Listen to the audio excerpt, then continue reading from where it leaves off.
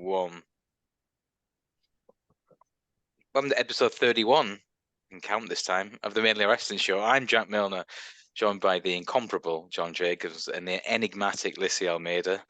We're here on the 26th anniversary of Bret Hart becoming the first ever 5-time WWE champion after beating Always with the spoilers. People follow us on socials, JJ, and I know some memes do better than others. All right. But you always tell me I should post. I come with a post. You tell me off. Wow, mate. Wow. JJ's hungry. Nicole goes away for a week, and JJ's really hungry because that was a big bite. But this was my peak fandom, 97, 98. My goodness, I was as giddy as a kipper. Live wire, shotgun Saturday night. If there was an hour of wrestling on TV, I would do anything in that house to sit down and watch it. So, my peak era. Lissy, big card overall, because this was where Stone Cold famously got tombstone by Owen Hart and broke his neck. Big times. I think I just shared something on that in our group chat today. I don't know if you guys have seen it yet. Yes, it was. What year was this? 1997? Yeah. I mean, I wasn't born yet, so I really can't speak for this. Happy birthday, by the way. Lissy celebrated her 20-something birthday in the week, last week. Yes, I love that. Thank you. But yeah, I wasn't born yet, so I can't speak on this time of wrestling, but I've heard that it was a great place to be. My boy Sean was involved, not involved. Oh, Sean was in peak Sean form. Comes out in the referee shirt, obviously rips the arms off, flexing at every opportunity. Booty shorts. I actually had to use that phrase last week, the hoochie mama shorts, and I had Lorraine go, what? You know, hoochie mama shorts.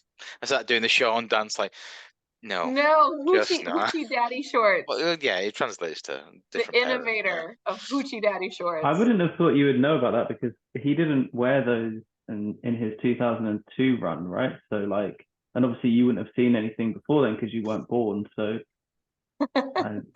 I've watched some episodes on Peacock and I've been going back and making us watch wrestling from the good old days, John. Of course, my mistake.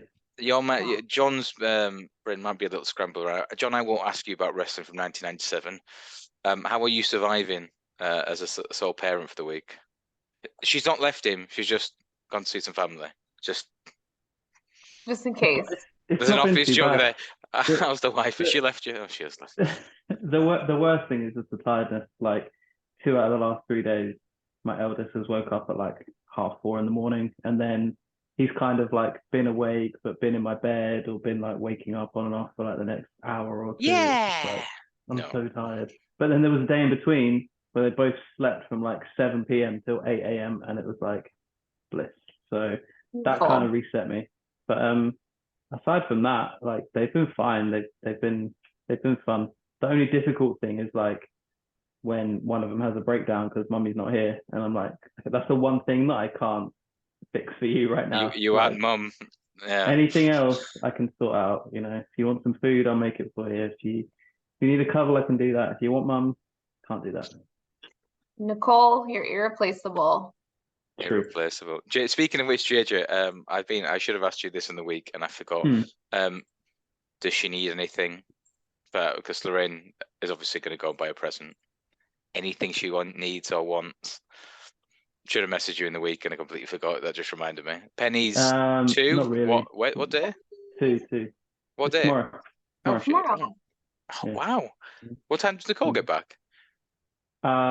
She'll get back in the afternoon and we're all going out for dinner in the evening on the beach. So, and then obviously the party on Saturday. So Nicole's going to be exhausted. Yeah, but that adrenaline will get her over the line, won't it? And obviously when she lands in the afternoon, I'm not going to let her rest. I haven't seen her for a week, so she's going to be busy. And then, party time. In the words of Gangrel, I think the implication there is fanging and banging. Am I right, Lissy? Oh my God. Oh wait, I forgot about your heat. Never mind. Anyway, it sounds like you've got this place. I don't know what you're on about. This place needs tidying. Oh right, yeah, shaking back. Oh well. But yeah, anything she needs, because Lorraine was going to go buy some, like, I don't know, dresses. Clothes are good. Clothes are good. Because she goes, like, George, right? He's got so many toys. Like, Clothes are a good shout. right. Okay. Yeah. Send it to Mothercare. I'm sure you get a voucher. You can go replace it if it's shit. Can we cut? Back in a sec. Hopefully. So, talking of 2-year-olds sundresses aside, we're here to watch the main event of 1997 SummerSlam. It was kind of I mentioned before, a weird time where the Hart Foundation were kind of running roughshod. Brian Pillman had a match, Owen Hart had a match, I think Bulldog and Anvil. But the main event was Bret Hart against The Undertaker, with Shawn Michaels as the special guest referee. That was shit. What could go wrong? Yeah, what can go wrong? And Shawn said he's going to call it straight down the middle. Don't worry about me, even though he hits Bret Hart and yada yada yada. So if you are watching this on the network, as we are about to, it's network./70728/SummerSlam-97, and you fast forward. Or you can just search for SummerSlam 97. So much easier. And we're going to go to 2 hours, 1 minute, and 18 seconds. Lissy, if you're on the cock, what do you do apart from pray and wish you were never on it? SummerSlam season 10. That's it. That's it, brother. And we click play in 3, 2, 1. 2:01:18. Go. I miss Todd Pettingill, man. He did great intros. Again, maybe it's just me with nostalgia. I just loved Livewire, WWF Livewire. He was always so excitable. He was super animated. Did you hear about him having to make complaints about Sunny? Yes, yeah, I did. God love him. See, so innocent. What was she doing? Being inappropriate. Well, she was being Sunny. Shocking. That's weird. Like, again, yesterday was 25 years since she appeared in ECW. Like, how she left the WWF like that, and she was just 2 years ago, 18 months. She was the most downloaded girl on the internet. Mm-hmm. It was such a short amount of time, and it felt like she just. I don't know. Did you guys? Sorry, I'm crossing my legs. Did you guys watch, or do you guys watch Dark Side of the Ring? I do. I've seen some of them. Yeah. Did you see the Chris Candido episode? Yeah. Like it just makes you so sad, because when you think about, like, they were just so young at that time. Like they were almost too young to be in the place that they were, because like somebody like Sunny, I mean, I don't know. You try to be hopeful that, like, maybe if they were in like a later stage in their life, they could have handled things a little bit differently, handled the fame and being around the drugs and stuff like that too. But this happens with a lot of like child stars as well, doesn't it? Like, I think when you get introduced to that world too early, but then you say that, like, you think in wrestling, like, there's a lot of stories. It doesn't really matter kind of what age they come into it. There's so many stories of people just like going too hard. But I mean, I imagine it's exacerbated when you're that age, right? Yeah, like they were like 22, 23 years old, like on Monday Night Raw every week. Like that's unheard of. But also, like, think about what we were doing when we were that age. Yeah. Whoa. I don't want to remember that time, but still.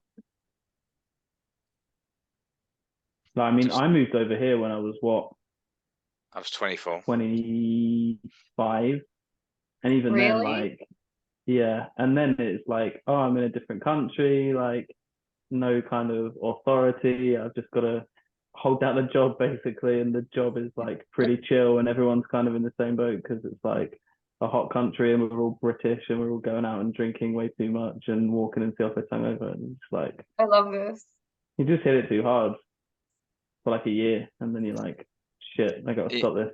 I would say my first year I was very quiet and just kept myself to myself. The second year I got mates with a few people at work, and it's just that summer. It was 2013, the summer of Clover, out 4 or 5 times a week. Yeah. Mr. Outside. that was just basically finish work. Should go for a pint after work? Yeah, why not? I've got nothing else to do. My first day in my job here, I got taken out by two people who were like, who both colleagues, and they were just like, "Hey, we're gonna go out for a drink after work. Do you want to come?" I was like, "Sure." And then like I was just out with those people all the time. Those two are now like together and have a kid. Beautiful thing. But at the time they were just pals. Who? Keith. Oh, really? Yeah. All right, Keith and Ash. Yeah. I messaged Keith last night. There you go, Lissy. Real adult problems, right? George came home with Killian's Tupperware. Big. Also, Killian. And I said, why is he called? How fat does Undertaker look? What is double-barreled name? No. He is so chunky. Who? Undertaker. Do you guys? What time are you on? Where 2:05:30. All right. What time are you on? I was buffering a bit. Shawn Michaels, so big. So. Yeah. You hear, Jack? Have you seen it? No, I've skipped it, but I'm on 2:05:52. It's fine. I'd make a comparison to Jim Ross to John Virgo here, but be completely lost on you, Lissy. Go ahead. Just do it anyway. Snookering you tonight is what I'm getting. Wait, when Howard Finkel's voice comes on, the following contest scheduled for one fall. When the Fink comes on that and the bell rings, shit's going down. Of course. By the way, was it just me that found out this week that Samantha Irvin is with Ricochet? Or was that like common knowledge? Wait, I knew that. Yeah. I didn't know that. I knew that. Yeah. It's been some time. I mean, they're public. Wow. So, I was too much thinking, oh, maybe I've got a chance. And I guess I just blocked out the rest of it. She just no. I won't go into what I was going to say then. But no. What? Stop. Both of you. Just announcing things at inappropriate times. Okay. Anyway, so as you can see, Bret is here. He's the winner of this tussle. I knew. Stop. Go on. What were you saying about Bret Hart? This is okay. So how do you guys feel about the gear that the Undertaker was wearing at this time?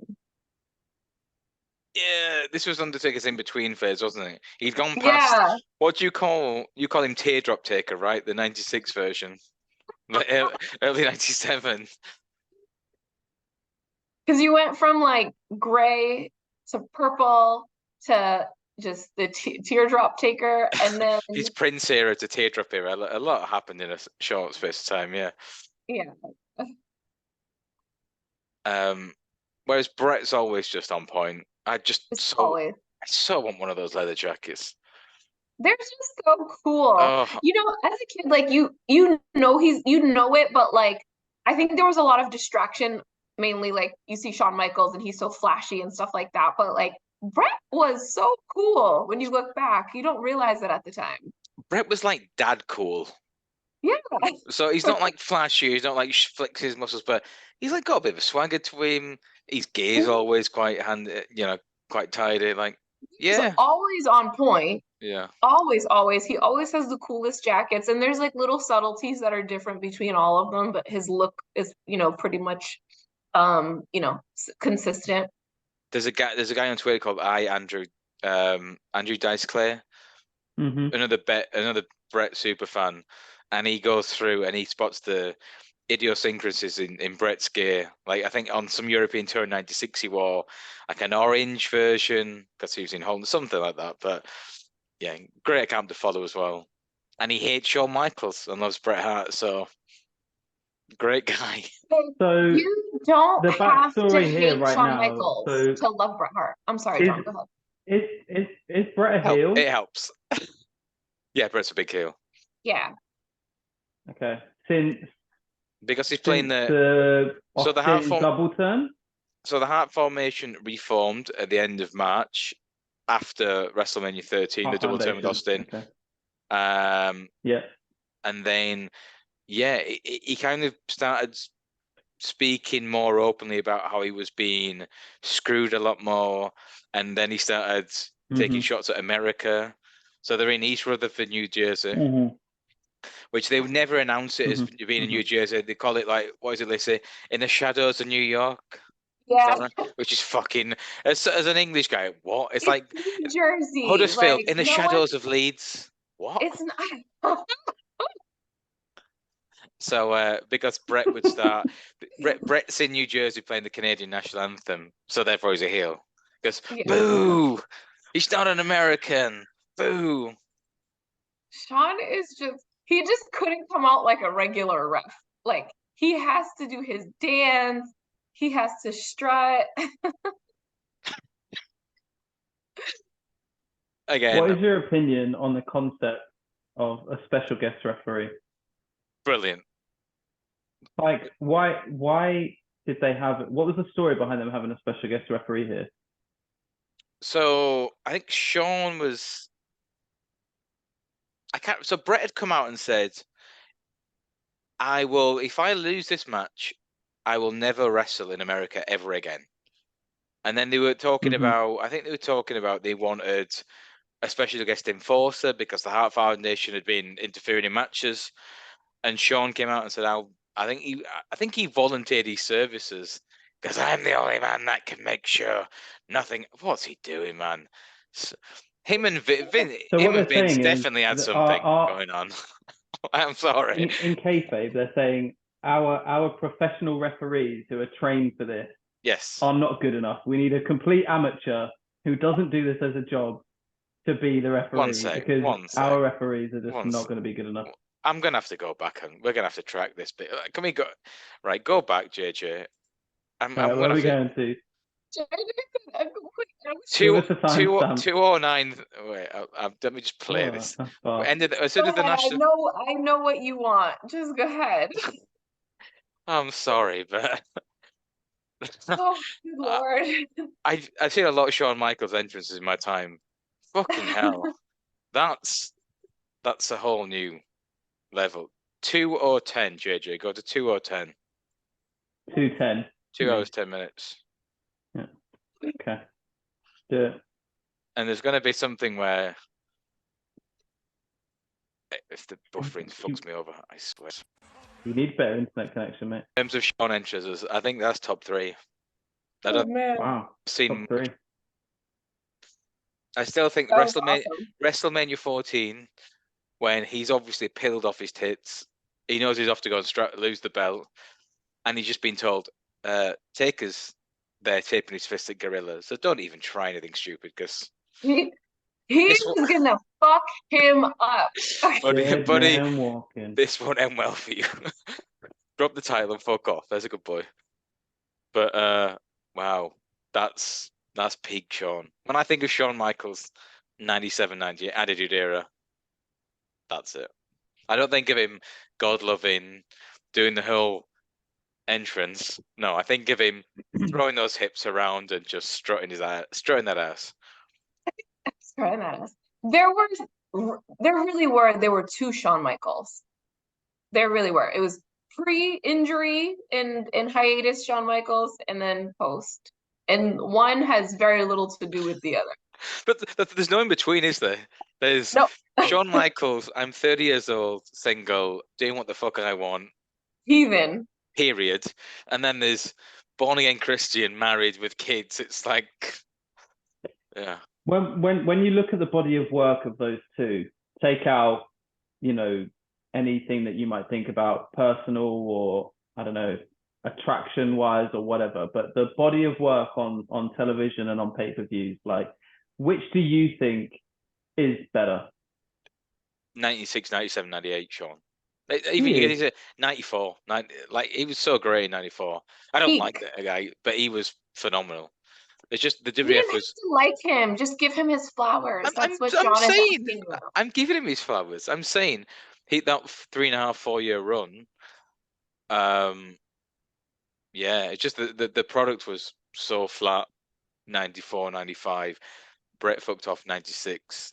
Nash and Hall left. Isn't it wild that he basically missed like the biggest years in WWE? He was still there. I know. But if you think about the Attitude Era, like 98, 99, 2000, like he didn't have a match. Like he was there until what, 97, start of 98, and then March 27th, 1998. Right. WrestleMania. Bret's face. And then he didn't come back until 2002. So he missed like Austin's biggest period, The Rock's biggest period, missed the Invasion, all of that stuff, and then only came back as they were on like that downturn, right? Teardrop Taker. Well, and then, I mean, he came back though. I will say, you're right, John. Like he missed all that time, but I think Shawn came back and he was like he never missed a day of wrestling, which was don't start. You don't even know. You don't know what I was going to say. I'll just say from my point of view. So I never really knew. When I was first started watching wrestling, I hadn't really seen any Shawn Michaels matches. I knew who he was because they talked about him in such a like revered tone. And when he did come back, you were like, oh, I know who this guy is. He's still been on screen and stuff, and he's done other bits and pieces, but I'd never actually seen a match. So like all the stuff like 2002 onwards, I was like blown away by this guy who, you know, was like a legend, but like living up to it. But I never really saw, when I've watched these matches, it's like going back, knowing kind of what I know now, rather than like, I don't know, the wide-eyed innocence of a child kind of thing. So, can I just say, sorry to interrupt, JJ. You have the floor. Why don't referees do this anymore? What, check the guys? Mike Chioda was always do it, like just the boots, check the shot. Okay, just I like little subtleties like that. Todd Sinclair in Ring of Honor would always do it, and I loved it. Yeah, I'm a nerd, but yeah, the thing with Shawn. So I think the problem is, JJ, a lot of people had left the product by then. Yeah. And you think who Shawn was working with 94 to 98? He was working with Razor. He was working with Bret. He was working with Foley. He was working with Taker. He was working with Austin. He was, and he's But it's not like he was working with idiots later on. Like he was working with Kurt Angle. He was working with Jericho. He was working with Benoit, with Edge, like with Triple H, like, and still with Undertaker. Like those matches that he had against Undertaker at WrestleMania are seen by many as the best matches that Undertaker ever had at WrestleMania, if not the best Mania matches of all time. So that's why I'm saying, when you look at that body of work, like for me, I don't really like Taker or Shawn as people, right? But I can take that out of it and say, for me, I think the best Mania match I ever saw when, like, in real time, like as I was growing up, was Shawn Taker 1. Like that, when I was watching it, blew my mind. The biggest difference would be the rivalries and the storylines, right? So Razor and Shawn were both IC champions. The what's the words? Unified the belts. Diesel and Shawn were best friends, and then they had a WrestleMania match. They were due to attitudes, whatever. Bret and Shawn, good friends, better enemies. Yeah. Ring of Honor show, better friends, stiffer enemies, when Steve Corino lost an eardrum thanks to homicide. Yeah, but it's not to say that Shawn didn't have amazing rivalries in that 2002 and onwards era. Okay, what was his most famous ones? I'd say Triple H and Undertaker. H, are you kidding me? Jack, I'm sorry, John, you know Jack doesn't watch wrestling, so I will speak up with you here. Yeah. Him and Triple H, are they friends? Are they not friends? They did it so many times. What are you talking about? Okay. Also, Mr. McMahon. Do you really want to use a feud that involved God as being a legendary? Yes. Like was the furthest that the envelope could go. Like the man had God as his tag team partner. I'm not great with dates, but was it SummerSlam 02 or SummerSlam 03 against Triple H? SummerSlam 2002 in a last man standing match. Yeah. No. Amazing. He came back in a non-sanctioned match. I want to say SummerSlam 2002, and then he won the title, the World Heavyweight title, in the Elimination Chamber match at Survivor Series 2002. Okay. And then quickly lost the belt by the Triple H. Goes, well, Sean, if anyone's going to carry the red brand, it's got to be me, buddy, because, I'm like Harley Race and Ric Flair rolled into one. So Reign of Terror. I'm going to get the belt back and tell Booker T, you people don't win the belt. You don't win the big one. So go and park my car. That was bad.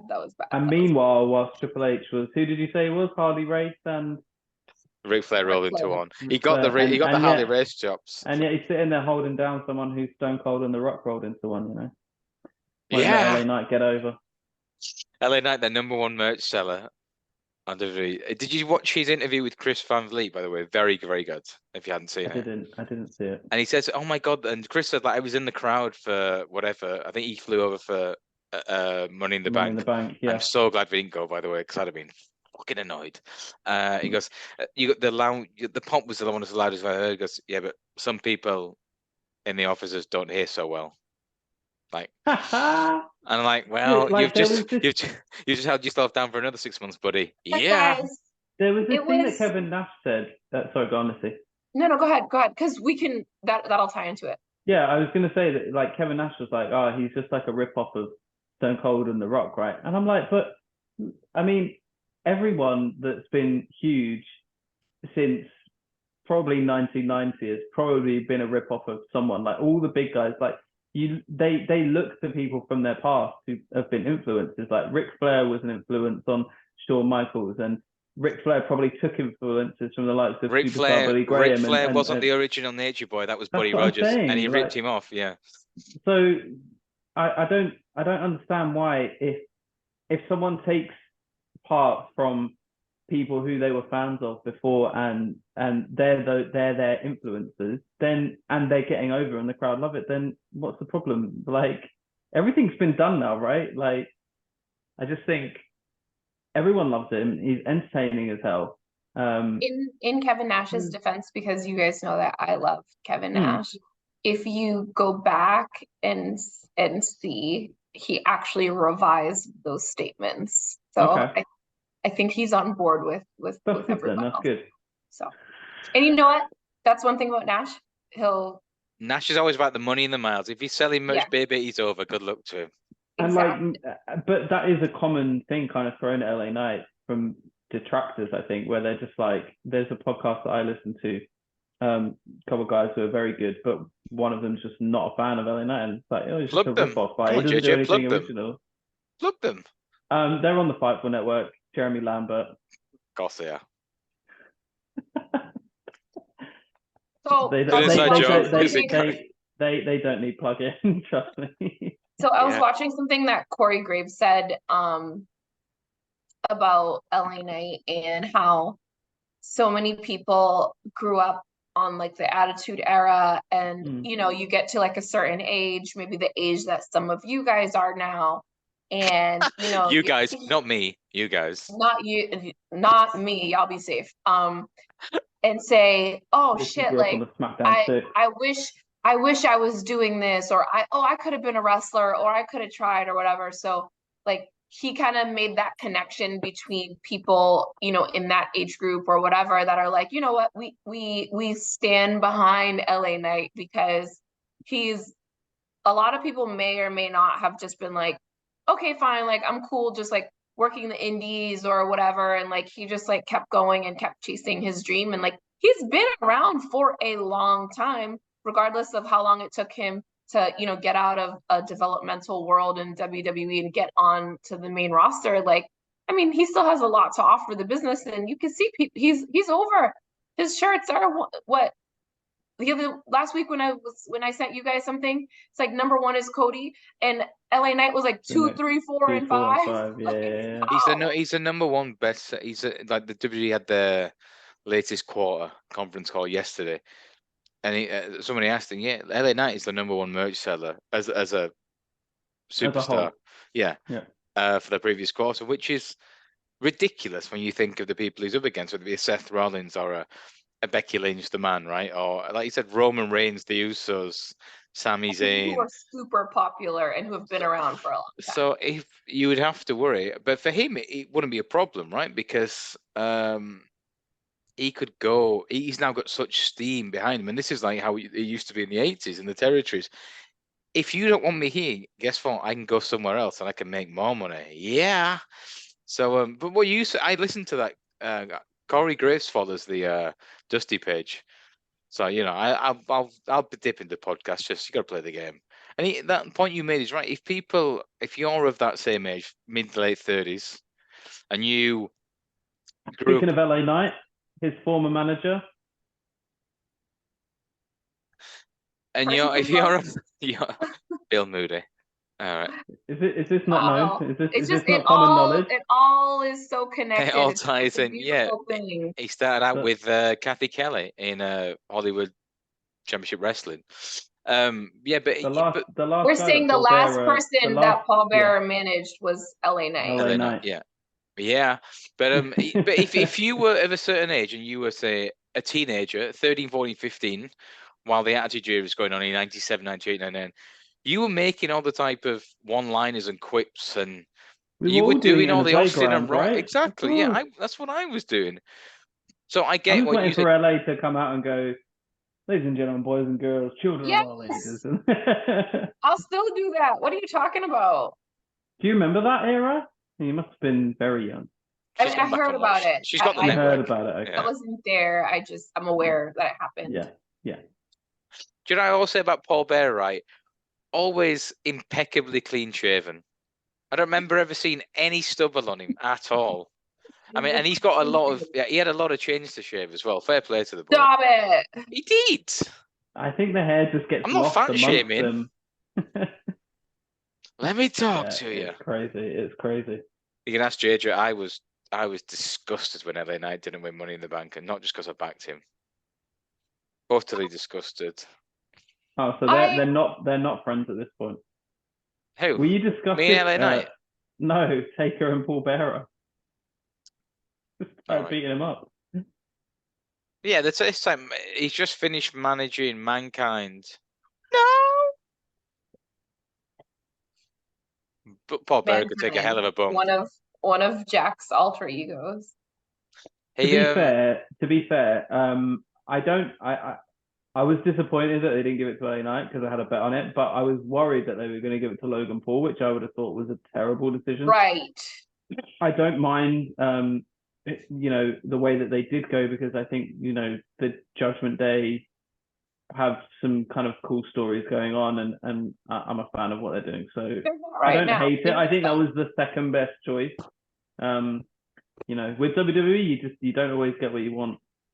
The story never ends, as a wise man once said. I just find it really bizarre when in my head, talent who get themselves so over should be rewarded. This is a meritocracy, right? This is probably the biggest difference between WWE and AEW, and we'll see. I'm sorry, I don't mean to interrupt you, but I love heel Bret. She never interrupts when you're complimenting Bret Hart. But the biggest difference between AEW and WWE is that if you get yourself over, you'll find a way to accommodate you. And like the fact Cody should have won the belt at Mania. Nobody can tell me otherwise. Are you still on that man? I mean, he's right, but fine. I mean, if he'd have been facing Brock Lesnar with the title on the line, you can have Roman Reigns defend the honor of being tribal chief against Jey Uso. You don't need a title for that. You can argue the tribal chief status is bigger than the WWE Championship. But I just find it weird how they just want to try. Well, guys. Wait, hold on. Where are you guys? Just so I know. 2, 8, 28, 13, 14, 15. I'm about 10 seconds ahead of that. I'm 2:28, 32, 33, 34. JJ, pause it for 10 seconds. I was ahead of you, John. I've just Okay, Jack, skip forward 10 seconds. Brian Pillman and loose cannon there in a very questionable shirt. One thing about Brian Pillman, he was always wearing that type of shirt, like that super loud. I mean, that was just so 90s too. So let me shut up. Where do you think his summer end up? Ooh. He's going to go to NXT. What will it be called in the Performance Center? For the love of God, if they, I hated that. So, quick history here. Curtis Axel. Mm-hmm. Is that right. Kurt Hennig's son, right? Lissy's frozen. I hated that. Oh, there you go. Because it's like, then, okay, fine, he comes in as part of... We missed what you said there, Lissy. You froze for like 10 seconds. Lost you guys. You in a Donald Trump pose. And again. Yeah, so Curtis Axel, he was Michael McGillicuddy when he came in through NXT, and then Curtis Axel, and yeah, Mr. Perfect. I saw the video went viral, right? Where he got a promo and he went to shit. Yeah. Go on, Lissy. What were you saying? I'm so sorry, I lost you guys for a second. Right. So like they give these people these names, and then like they try to make them be their own person, and then later down the line they would reference who their father or family member was, right? So like Curtis Axel was like a great example of that. Other examples of that, right? Like the Usos, they're Rikishi's sons. Okay, like I get it. The Uso means brother, but it's questionable. Then you have Roman Reigns. Like they did everything to give him like something so far away from a Samoan name for his story to only come around to be the tribal chief and stuff like that. And like Roman Reigns is a badass name, don't get me wrong, but like if they knew that eventually, like if it's clear that he's Samoan and we are not stupid, we have Google, we know who his dad is, we know who his uncles are, we know who his cousins are. Like just, I think with certain people, if you're gonna like have them be connected to their lineage, just let them be who they are. They're doing this with the Rock's daughter at the minute, right? Nobody watches NXT. But exactly. Stop it. Where are you going? Everyone watches NXT. Just go to hell. But yeah, that's another good example. That's another good example, John. Like her name's like we know who she is, but I mean, you just call her Ava Raine, whatever. I mean, that's a unique example because like everyone's gonna have been like, I don't know, known about that, and it's going to be a huge deal as soon as the Rock's daughter kind of shows up on TV. But I think for other people, like I'm kind of clued into the wrestling business, but when Roman Reigns debuted, I didn't know who that was. I knew who Michael McGillicuddy / Curtis Axel was, but you could tell, right? Like, I'm sorry, you got it right there, brother. Michael McGillicuddy. It had escaped me. But you could just see, like you could see in his face who that guy was, like, and the same with Pillman Jr. I think like you can see it. He looks just like his dad. Same with Brock Anderson. Like I do like the AEW, like they don't shy away from it, right? I mean they've not done anything with either of those guys, but Hook they've done something with, and Hook is one where if you didn't tell me he was related to Taz, I would be like cool. Like I would that's the one you wouldn't have guessed. But the other two that I just mentioned there, like you can see it in their face right away. And you know what, though? One thing about, like, I think that's a really good example, Jack, we're talking about Hook and Taz. Like, Taz, for the most part, like, when he's calling Hook's matches, like, he doesn't harp on my son or whatever. Like, I think he does a really good job at trying to, like... Huh?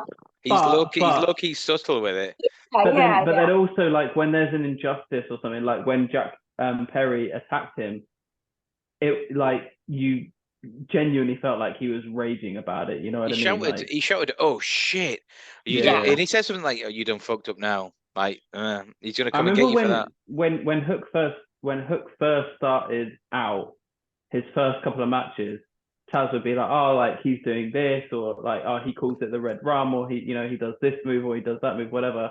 And it was almost like Taz was introducing you to Hook. But then, like, since then, he's kind of just been almost just like calling his matches kind of thing with, I don't know, a little bit of an edge, but like you say, not blatant. But I'm pretty sure he made his debut on Rampage, and there's a photo. I think we posted on our socials. I'm sure I was like a new dad at the time, and it's just Hook coming out like in front of the crowd, and Taz was at the announce desk just clapping. I remember thinking that for Taz, who's like this brother, I'm gonna destroy this big tough guy. Like, and he Mm. said, like, he tweeted, "Proudest day of my life, seeing my son walk out to wrestling." Again, Yeah. that's quite touching. Men can have Touching. feelings too. Taz is great. Protect Taz at all costs. So many Protect Taz. heartwarming moments today, guys. Oh, I love love Bret Taz. suplex. Oh, I'm not a Bret's kid got into wrestling. Look at the genes you have. I know. Well, now one of Bret his flipping the sons bird. one of his sons did revive dungeon wrestling. So, I mean, he's Who? running that. So, Who? are you okay? Are you? I can't believe you don't know this. I don't know. You don't follow dungeon wrestling at all? What the hell's No. dungeon wrestling? It sounds like something on Pornhub. Know that you don't know. Great.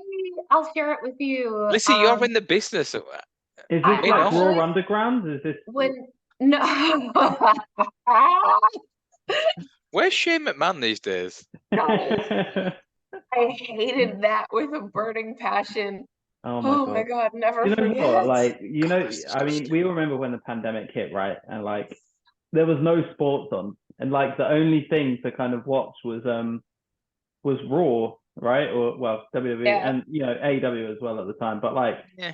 I was like, even now when there's nothing else to do and I'm stuck at home like 24 hours a day, I'm still not going to give 3 hours of my life to a Monday Night Raw. And it was like the worst period. That WrestleMania in front of an empty crowd, oh, painful. But you know what, guys? Like, you really have to give it to them, though. Sorry, this dog is doing something crazy. You really have to give it to them. Like, Put the dog on air. stop it. Like, it's March and the world shut down and they're like, okay, like, what are we gonna do? This is like, Yeah. we already have the match. Like, you couldn't just not go on with it because. Well, you could have. You could have not jeopardized the safety and well-being of your staff that aren't unionized. Didn't have a choice. I feel like they made it an option, right? They were like, They were testing, okay, like. What did Taz say? Remember, we're not the ones running a sloppy shop. Whatever. There was a COVID outbreak, and Taz low-key made digs at them on air. You know what, though? Honestly, like, I really commend the talent. I really commend the fact that they kept finding inventive ways to entertain people every week.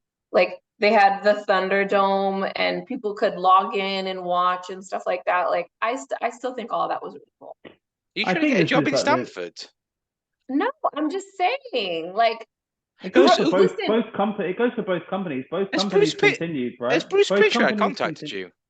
Shut up. No, I'm just saying. Both companies continued. Both companies continued, and both companies were there to. AEW was at Daly's place every week. I actually enjoyed that period of AEW. That's kind of when I really started getting into AEW. MJF and Sean Spears just popping on the front row, putting bets on matches. Yeah. Putting bets on matches. Brilliant. So good. Zoe. I mean, you were called Stanford Liss back when we started filming this podcast, and oh my God, it's going to bear fruit. Show the dog. Introduce the dog to the podcast. This dog, she's been here since Saturday. Today is the first day that, like, I see her starting to get comfortable. She's not on her best behavior anymore. So she's gotten like this, like earlier I got out the shower and I found her like just on the sofa lounging, just like having a great time. So that's like her new thing. If that was a guy, by the way, if he started getting comfortable, feet on the sofa, he'd have been out by now. The dog survives. Buddy, get your shit and get out of here. Listen, sir, your bags will be in the hallway in 90 seconds. Don't you worry. Sir, please leave. You guys know me so well. I love it. Do you want to know the star ratings for SummerSlam 1997? Because Uncle Dave wasn't very kind to be for this. So the opener was Mankind versus Hunter Hearst Helmsley. Really good match. China slams the cage door on Mankind's head and literally gives Mick Foley a concussion. That gets 2.5 stars.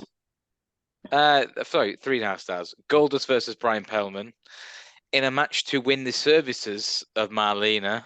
That was such a crazy rivalry. And we see Goth Marlena for the next month. To be fair, she worked it. She was rocking that goth look. Rhea so Ripley, hot as a goth. You know, yeah, that's 2.5 stars. The Legion of Doom versus the Godwins for the tag titles, 0.5 star. The British Bulldog versus Ken Shamrock. Just half of 1 star? Half of 1 star. Oh my god. The LOD were never great against big guys. They needed people like Anne and Tully or the Midnight Express to bump around for them. So the British Bulldog versus Ken Shamrock. I think that was a loser had to eat dog food match. I could be mistaken. That was this was peak Vince Russo had worked his way into booking. It was him and Cornette.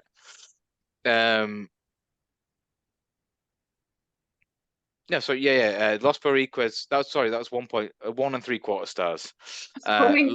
Los Boricuas, Jesus Castillo, Jose Estrada, Miguel Perez, and Savio Vega against the DOA, made of 8-ball chains.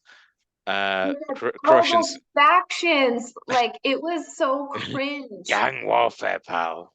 Biker crew, like skinhead biker crew versus Puerto Rican gangsters against the Nation and the Nation as well.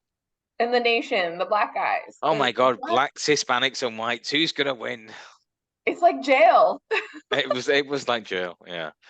That got 0.5 star.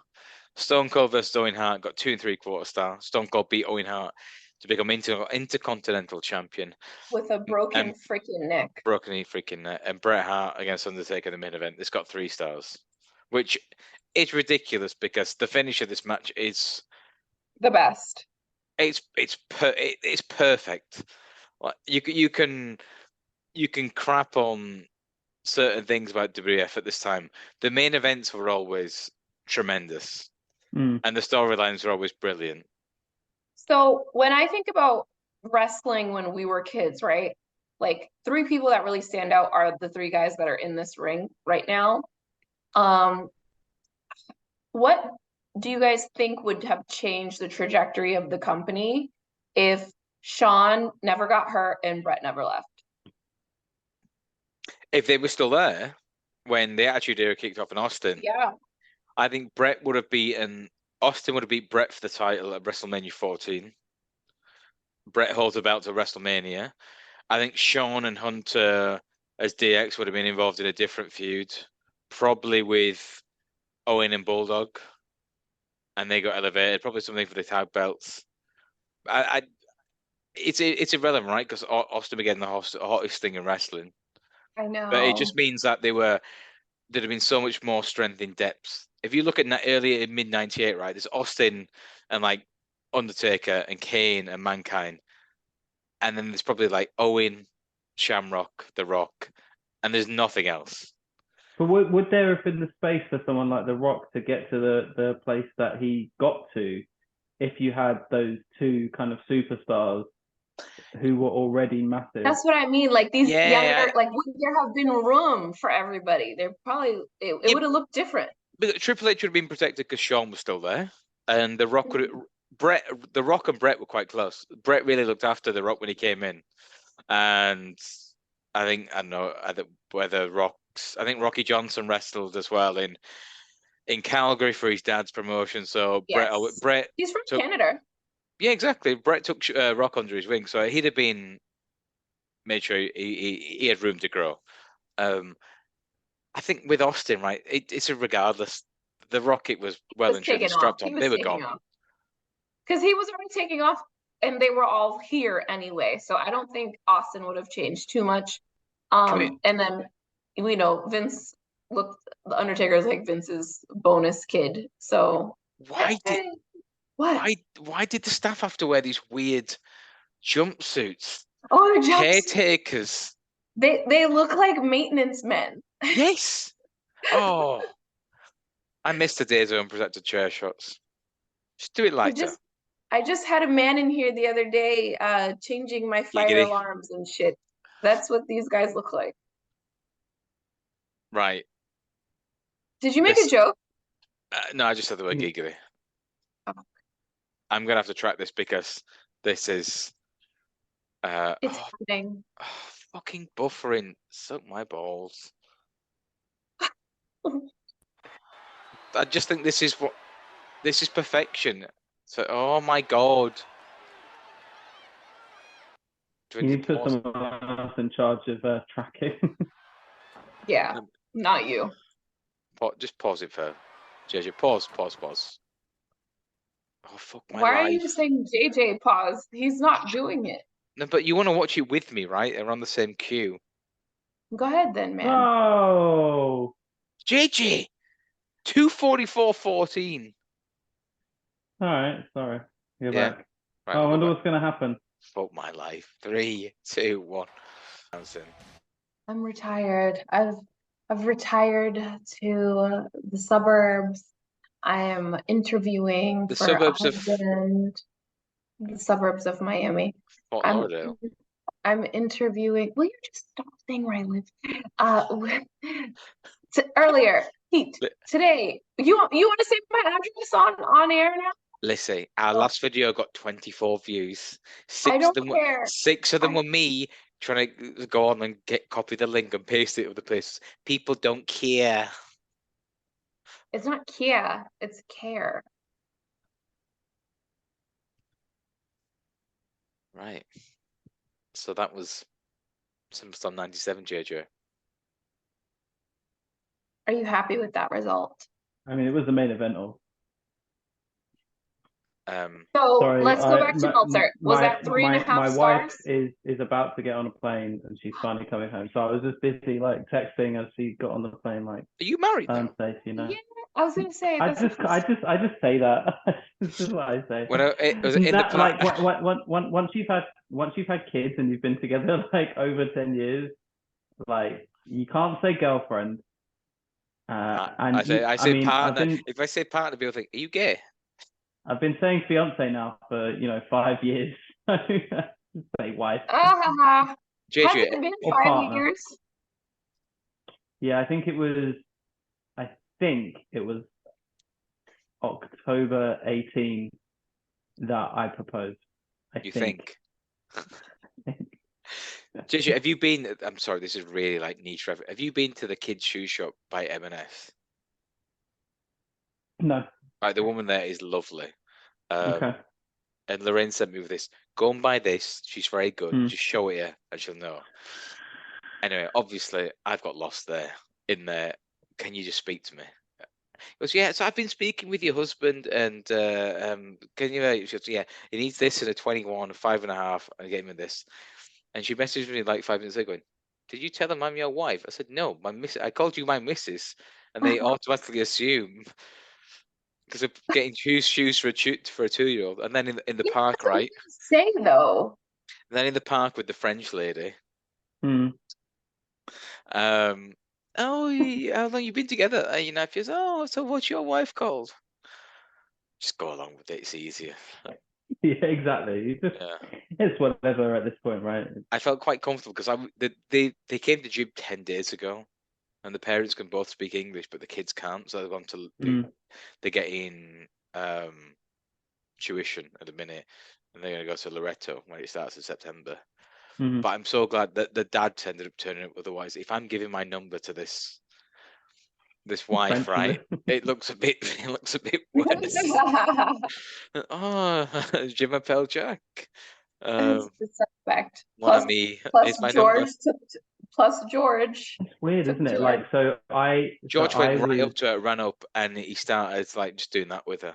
And she's, to be fair, she said, I'm a French and Spanish teacher, and kids love me. But he just kept running over to her and wanting cuddles. And so cute. You're lucky you picked the right person. Otherwise, you do that with someone dodgy. And sorry, Judy, go on.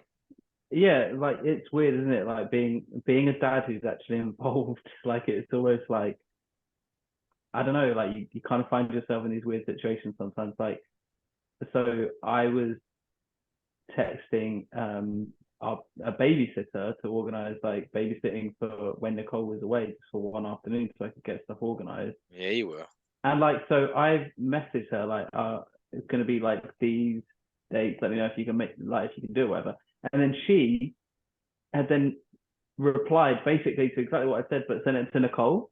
And I was like, and Nicole didn't say anything to me because she assumed that I knew, and like she was just being like given the information kind of thing. She was like, oh, whatever. And then we didn't speak about it. I was like, oh, she never got back to me. I don't know what's happening. She was like, oh, she texted me. I was like, why would she text you? Like, I was literally sending her the details, and then instead of replying to me, she's replied to herself. I don't know. Yeah. It's like a nursery. They always go to Lorraine. I'm like, even though now that I am freelancing, I drop him off and beat him up every day. They always go to the mum. The mum's the boss. It's so frustrating. Like, they all know that she's away this week, and it's like they had a beach day for the kids today, and like they text Nicole like, don't forget, you need to bring like XYZ, and I'm like, I already had it packed, right? And then Nicole texts me like, oh, nursery just texted me, like, I'm like, yeah, I know, I'm on it, don't worry, like, it's sorted. It's like, and you're so on top of things too, so like she's in another fucking continent, like. I'm right here. You have seen me every day dropping them off and picking them up. Like, come on. There's a girl called Kim. I don't know if she was there when you were there, JJ, at Midtown Harvard. And you open the door and she goes, for George. I'm like, no, yesterday, I'm gonna take Jeremy today. One day I said, is Killian free? What? Yeah, George is fine.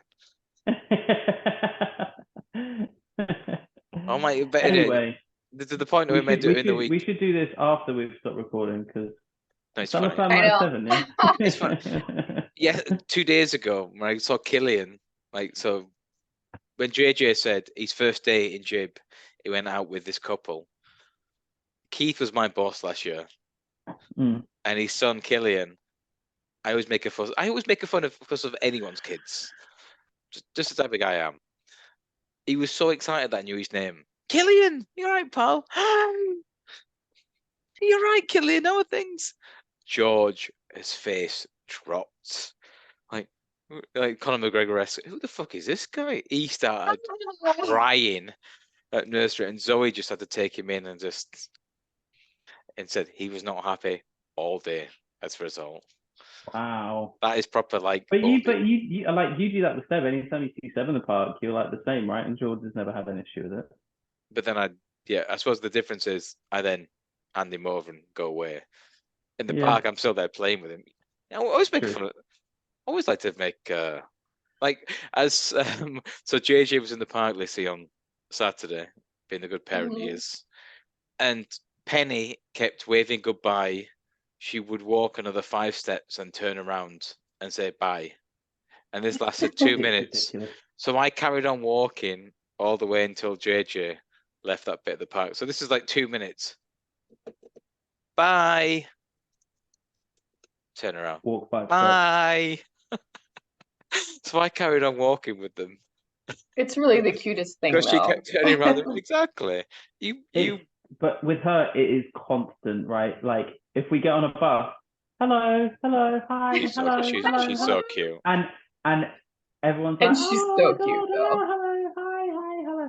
And then she's like, a little doll. She looks so much like a mother now. The bus stops, 2 people get off, bye-bye. And they're like, oh, bye-bye. And then she goes, bye-bye. And they go, oh, bye-bye. Like, it will carry on until you stop. Like she will just keep doing it forever until you stop saying it.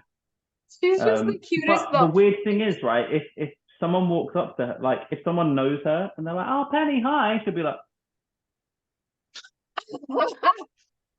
I think with strangers, wait, this is for strangers. I cannot walk down, strangers, complete strangers only. Oh I mean, the last time I bumped into you guys and said that she'd give me the Stone Cold. I just love her. Stone Cold look, but she was Penny fine is like on Saturday. She's such a straight face all the time. She's just so cute. She's amazing. I love that. Oh my God, you have your hands full. You're doing great, John. Enjoy that drink. You're doing a great job, John. It's so fun picking them up every day because I knock on the door and like it's blacked out from the outside, but they can see out, and I just hear inside, bah, bah, bah, bah, bah, bah. And then she just like is uncontrollably giggly because she knows she's about to see Daddy. It's amazing. She's really the cutest. That's so good. Oh, I hope like Nicole's gonna have what I'm going through with Seb now with Penny when I'm gone, I think.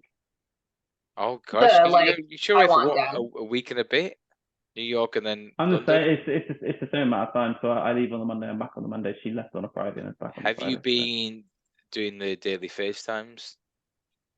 Yes. How do they find it? Is it weird that mum's in the screen? It's got better. So it they was kind really of tough. It was really tough at the start because Seb just would he would be like, I want to speak to mommy, I want to speak to mommy. Get her on FaceTime. He wouldn't say a word. And then so like after a few minutes, she's like, okay, bye. And then he would be like, and then she'd go, and then he'd be like inconsolable for like 5 minutes. oh. Like, oh well, mommy. I'm like, you didn't say anything. Like, talk to her. That's the point of this. Whenever I go away, George is the same. He won't say a word. And he's too busy playing. And then apparently put the phone down. He's really upset now. Like, what have I done? Yeah. But with these So- grandparents, he's used to it because he like speaks to them every couple of days. Yeah. So that's just normal. Whereas, like with us, right, with air, was fucking about with. But anyway, what about SummerSlam '97? Great Guys, show. Wow, what a banger. Vinny, if you can hear this, just like the last like 9 minutes, just edit it out. Vinny's Just back from his holidays now. Okay, so we might get this up by December. Hey. And that is what the kids call shade. And that's what the kids call throwing shit. Lissy, when you come over, are we going to go see Frank? We're going to treat him to a pint. Oh, of course. Francis. He was in Vegas again this past week. That boy He's gets in around. Dallas yesterday. Dallas, Texas. Was he? Yeah. All right. I rang him early. He didn't answer. Wanker. He's a busy man, that Francis. I love calling him Francis. I think the way that like the pronunciation of Francis sounds so much nicer than Francis. It depends on your accent, right? Yeah. With Frankie, right, at the minute he's struggling because nobody's watching at this point anyway. Paulina is turned into a bit of a bridezilla. So Vinny, edit this out. Oh my god, your invitation is gonna be lost in the mail. It will be. I'm what I want to be there. Do you think Can I say Paulina? That every woman turns into a bridezilla, and I stand with Paulina because if you're with someone for 10 years and you get that ring, you deserve to be a bridezilla. Period. But Frankie's so low maintenance. I know Frankie's the sweetest guy, and he's just so relaxed. I'm sure he's like on some like whatever you want, darling. But she keeps saying like, what about these flowers? Like, I don't know, I don't care. Just pick one. Well, you take an interest, Frankie. Like, you just asked me, and I said I don't care. Pick what you want, and that was the wrong answer. Yeah. No, it's not the right answer. You need to ask like a follow-up question so that you can confirm that you're listening, and then ask her which one she likes the best, and then that's the one that you like the best. See, this is what we really need to. We need to diversify into relationship advice from Lissy Almeida. I told you already. Don't take relationship advice from me. There should be a separate channel called Tia Lissy. Oh my god. Jack, me and you, I mean, this is not throwing shade at you, Lissy, but me and you have been in relationships for a long time, going well, all good. Time. Why are you outsourcing relationship advice to Lissy? Thank you. I think he means from a woman's perspective, but you two, you're doing something right. We've been, JJ, collectively, we've been in relationships for 18 and a half years. Neither of us are married, so we're not doing something right. Isn't marriage is a social construct. Don't worry about it. Well, that's what I think. My dad was with his missus for 19 years before he passed. Never married. He didn't see it as anything necessary. The problem is but when you like conversations like today, like, oh yeah, I've spoke to your wife, like probably should, right? Just go down to the city hall or town hall or city hall and just do the thing. For me, it like I know this might be silly, but like it's financially beneficial for me not to be married right now. Why? We get tax breaks and shit, right? Yeah, exactly. Yeah, you get tax breaks. I thought you get tax breaks being married. So you get certain tax breaks being not married. You get certain tax breaks being married. So we'll take advantage of the tax breaks that we're getting not married with like, yeah, there's various things to do. I'm not going to go into ins and outs, but yeah, Okay. yeah. I'm not familiar with the system, so I cannot opine. Anyway, Lissy, what I was saying is, quickie registrar of marriage, right? You've met Marion, the I love matriarch. Marion. Yeah, the I love her. matriarch. Do you She's think just she the would? Do cutest. you think she'd appreciate us very often? Are Not you being there. mad? First Are of you all, mad, fam? I don't even think that She would kill me. Jack, She would literally you're not kill me. Jack, you're not Catholic. I'm not. I haven't been baptized. We had to lie to Nana Kathleen and her dad's mum, because first of all I was Protestant. Bad. So That's your we first mistake. the last 18 months before she passed, we had to lie because we went to Rome, went to the Vatican, and the only way she would accept me as being Lorraine's boyfriend, Lorraine said, "Oh yeah, the Pope blessed him when we were there. Otherwise, I wasn't even allowed in the house." Oh my God, why did you lie? She was. I didn't. Lorraine's, because we're just gonna go along because we brought her some rosary beads, and she was 96, right? This is an old school Irish lady, and I understand. I understand. sometimes you just gotta do, brother. Hulk Hogan, right? The current climate dictates that you should, go along with it. So fine. You can but you know what? You guys can get married at the town hall there, and then you can have the church bless your union once you become a Catholic. So it's one way around it, just so you know. The problem is for me, I'm an atheist, and I will never ever Yeah, be back. I didn't say that you were going to do it. I just said that I know, when you become one, the church can bless it. So you're halfway in. Just come on.